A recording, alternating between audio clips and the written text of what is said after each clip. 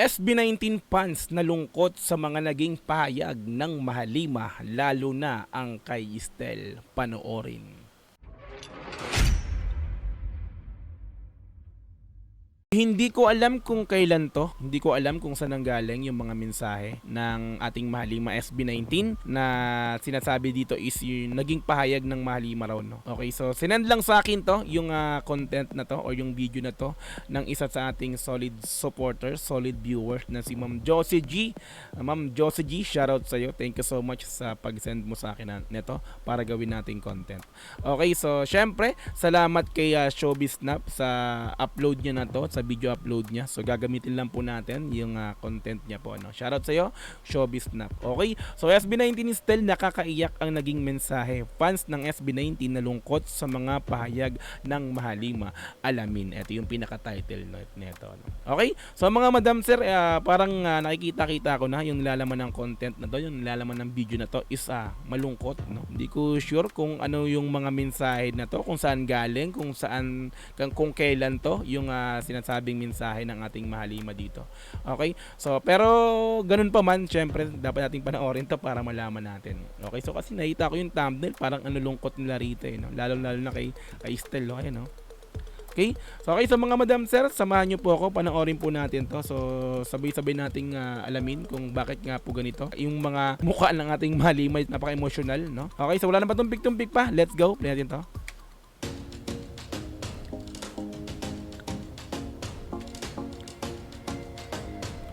SB19 fans, nanawagan muli sa ngayon ay humahataw na views sa Spotify Okay. nang nasabi nga pong mga kanta nila.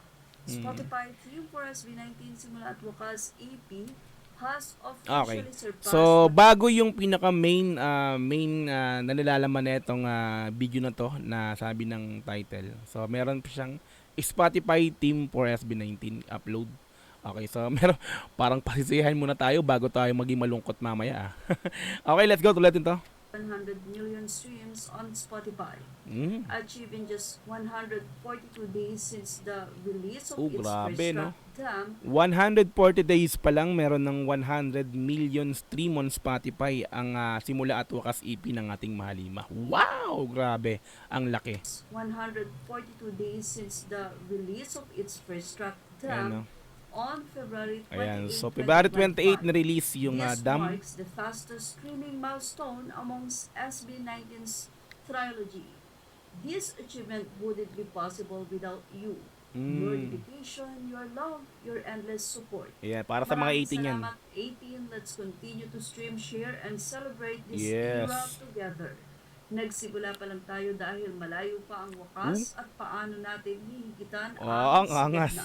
Ang angas nun, ano? Simula at wakas, tapos hihigitan ng sagad na. Nagamit pa yon, di ba? Ang Dahil angas. malayo pa ang wakas Oh. at paano natin hihigitan ang Sagad sagad na. na. Okay? Narito naman at ibinahagi ang nasabing total views ng nasabing page, Total views. tracks, and total streams. Okay. Dam, 39 Wow. 624,351. 39 million. Yung Dam nang una. 11,702,535. 8-ton ball, 7,621,140. Huit, 7 million.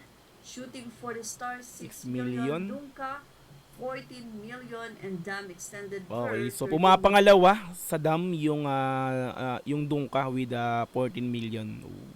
Dam extender version yung 13 million. Okay.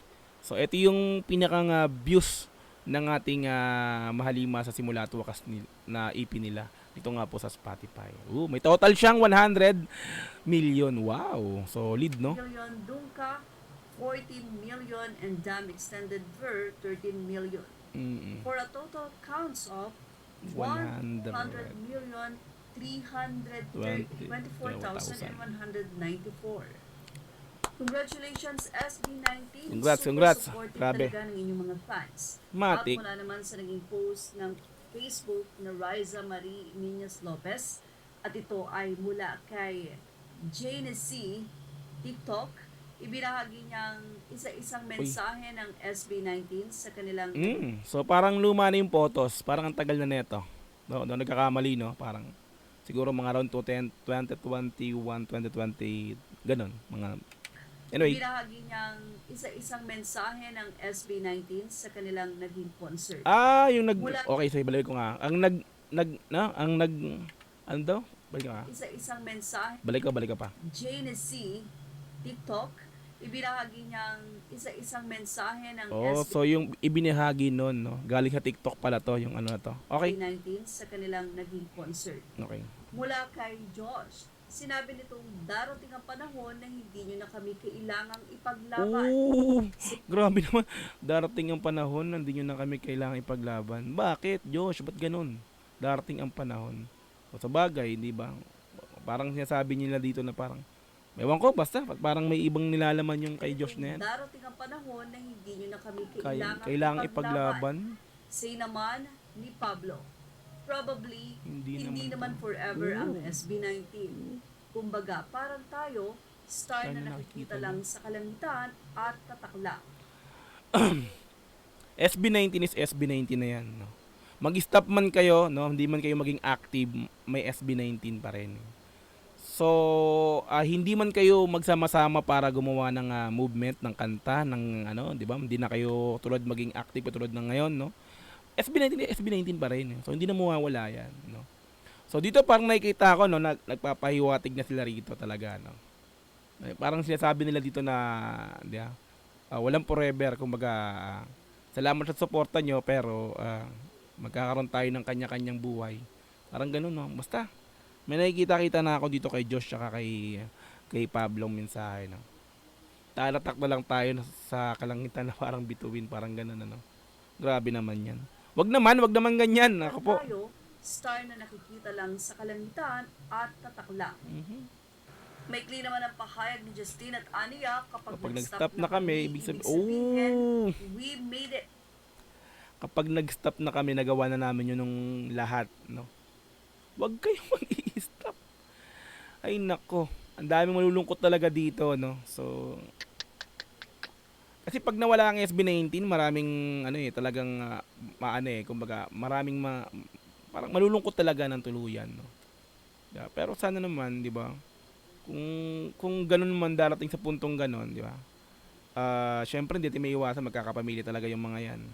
Parang nakikita ko talaga dito na sinasabi nila dito na hanggang maaga pa ganito na na syempre magkakaroon kami ng pamilya, 'di ba? Magkakaroon kami ng sariling buhay, hindi na kayo magiging ganun ka-active. So, parang parang pinapahagingan na tayo, 'di ba? Pero 'di ba sana naman magkaroon man kayo ng mga kanya-kanyang pamilya. Wag naman yung totaling stop, no? So hindi man ganun ka-active pero 'di ba sana tuloy-tuloy pa rin, no, sa paggawa ng 'di ba ng music, no? Ay nako. Grabe naman, nakakalungkot naman yung mga mensahe nyo. Anyway, let's go! Justine at Ania, kapag nag-stop na kami, ibig sabihin, we made it. Say naman ni Ken, dream as if you can live forever, live as if you'll die In today. English tayo, Mangarap ka hanggat, yeah, mangarap ka hanggang basta yun, ma-English kasi. Basta ano ko dito, no, malalim to, no. Dream as if you can. Mangarap ka hanggang gusto mo, mangarap ka hanggat na nandiyan ka pa, no? Mangarap ka hanggat nabubuhay ka, or 'di ba? Parang ganun, no? Let's go, tuloy. As if you can live forever, live as if you'll die today. In At English ito din. naman ang naging Ang haba ni ng kay Stel, kaya naman pala. Hindi kami magtatagal and soon magkakaroon na din kami Ayan na ng nga ba yung sariling sinasabi pamilya. ko? Ayan yung sinasabi ko, di ba? Di ba? Magkakaroon kami ng sariling pamilya. Yan ang sinasabi ko, di ba? Hindi na mawawala, andyan na yan. Oo, magkakaroon kayo ng kanya-kanyang pamilya. Baga, andun na sa mangyayari na hindi kayo ganun magiging ka-active kasi nga may pamilya na. Pero sana naman magkaroon kayo ng pamilya, magtuloy-tuloy pa rin, no? Hindi man tulad ng sabi ko kanina, hindi man ganun maging ka-aktibo tulad ng dati na wala kayong pamilya, sana wag kayong mawala, kasi, di ba? Hay nako. Kaya pala sinasabing lalo na yung kay Estel daw na talagang nakakalungkot yung mensahe. Okay. Hindi kami magtatagal and soon magkakaroon na din kami ng sariling pamilya. Pero 18, Hindi namin Ayan, no? makakalimutan ang pagsuporta nyo sa amin. Mhm. Nakatatak yan sa puso namin and Ayaw ayaw namin namin. na iiyak kayo o kami sa pag-alis namin. Huwag naman Gusto umalis. namin masaya kayo kasi nagawa namin. Oo. Steph. Grabe. No. Grabe to. Parang ano no, sobrang nakakalungkot na ngayon pa lang na iniisip ko no. Ba't may mga gantong mensahe na? Ano ba talaga, 'di ba? Parang 'di ba ilang beses ko na tong ano sinasabi na talaga na na, na parang gusto na talaga nilang yung magkaroon ng pamilya. Pero 'di ba kasi darating sa hindi natin ano kumbaga hindi naman nila pwedeng magkaroon ng pamilya na ipipribado yung kung sino man yung pamilya nila kung ano man no. Hindi mo pwedeng hindi 'di ba? Hindi ipaalam 'yan sa lahat ng supporters nila no. Siyempre bilang tayo na sumusuporta, alam naman natin na talagang ganun no. Magkakapamilya talaga sila. Pero parang pinangungunahan na nila tayo na ganito na magbabago yung ano nila kasi nga since may pamilya na mawawala sa eksena ng ganun no. Pero sana naman wag di ba? Diba? 7 years napakaiksi pa noon. Maiksi pang 7 years. Wala nang problema kung magkaroon kayo ng pamilya, di ba? Pero tuloy-tuloy pa rin, di ba? Di ba? Hindi naman porke nagkapamilya kayo hihinto na sa pagsuporta ng mga 18, di ba? Kaya nga kumaga yung suportang tunay talaga, doon mo mapapatunayan. Kung nagkapamilya ka nagkapamilya na kayo, doon mo malaman yung suporta. Hindi naman mababawasan yung suporta namin sa inyo. Kaya tuloy-tuloy lang. Grabe naman mensahe ni Estel, ang lungkot naman. Gusto namin masaya kayo kasi nagawa namin. Yes. Steph. Mula naman sa mga fans, narito ang reaksyon. Mhm. Ba't ka nagpapaiyak, Steph? Oh. Parang di ko pa kayang i-accept yung statement mo. Masakit sa dibdib. We love you Yes. forever. Kaya nga eh. Iisipin ko pa lang, parang titigil na ang mundo ko. Narito naman naging Diba? say ng isa pang netizen. Iniisip pa lang natin, 'di ba? Alam na natin eh, advance na natin, 'di ba? Talagang mangyayari talaga 'yon. Wala tayong magagawa. Yun talaga eh. Hindi naman pwedeng forever single sila, 'di ba? Tanggapin na natin. Parang titigil na ang mundo ko.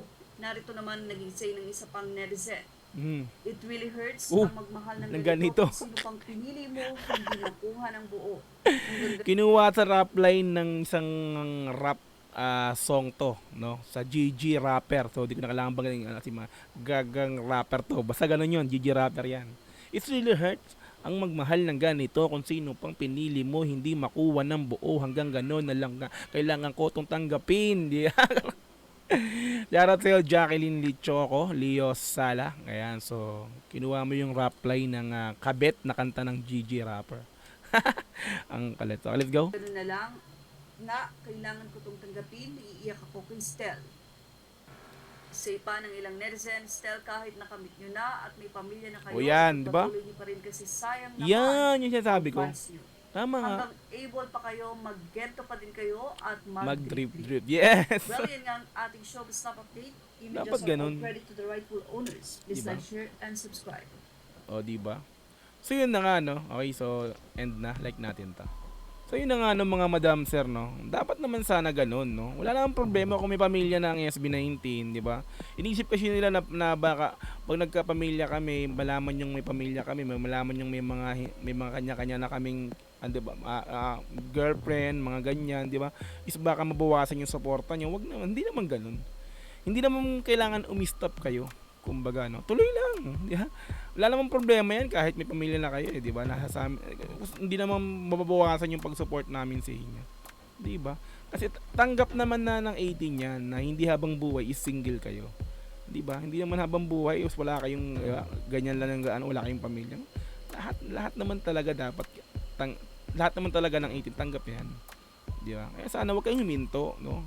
Alam namin na pag nagkapamilya is mabawasan na yung pagiging aktibo. So yun na, tanggap na yun. Pero syempre, 'di ba? Bilang suporta, hindi suportang tunay, hindi para, 'di ba? Hindi para dahil may pamilya na kayong is mawawala na yung suporta. Hindi ganoon. Diba? Wala nang problema yung kahit may pamilya na. SB19, ano ba kayo? Grabe yung mga mensahe nyo, no? Yun yung nga yung sinasabi ko, 'di ba? Ilang beses yung sinabi yun sa mga gantong content na nakikita ko sa SB19. Talaga nagpapahiwatig na sila. Kasi mga 30 plus na sila eh. Syempre, naiisip na rin sila siguro mag-settle, magkaroon ng pamilya. So, si Ja lang ang pinakang wala pa yatang 30 si Ja, no? So, yun. Sa the rest, yung apat, alam kong may mga balak na rin magpamilya talaga. Pero, walang problema doon. Kahit may pamilya na kayo, SB19, mahalima, no? 18 for life. So hindi mawawala yung suporta ng 18 sa inyo. Okay? Yan, so mga madam sir, salamat muli sa pagsama sa akin sa panonood ng video na to. Thank you so much sa panonood ng aking content, video upload na to. Kita-kits po ulit tayo sa mga susunod na upload ko. Thank you so much. Sana nagustuhan niyo to. Sana hindi kayo masyadong nalungkot. Kasi ako talaga naramdaman ko yung kakaiba. Kasi alam ko talaga may kakaiba rito. Diba, nagpapahaging na sila. Okay, so kita-kits tayo sa mga sunod na upload. Once again, Dawsgy TV, muli nagsasabi na ingat kayo palagi, keep safe po, no? God bless all once again. Peace and I'm out. G. Thank you so much. Bye-bye.